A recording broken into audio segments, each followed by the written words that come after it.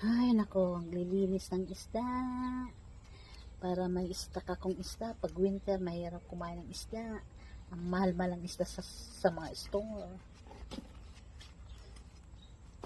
Kaya yung isda na galing sa bayaw ko, hinuhuli lang niya. Pinibigay sa akin, tinatabi ko.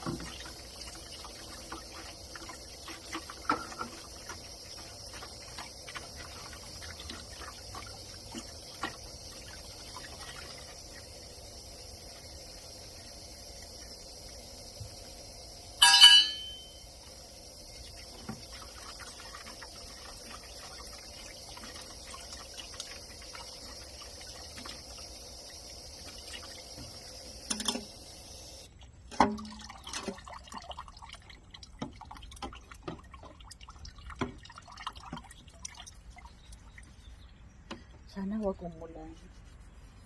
Naambon na nga eh.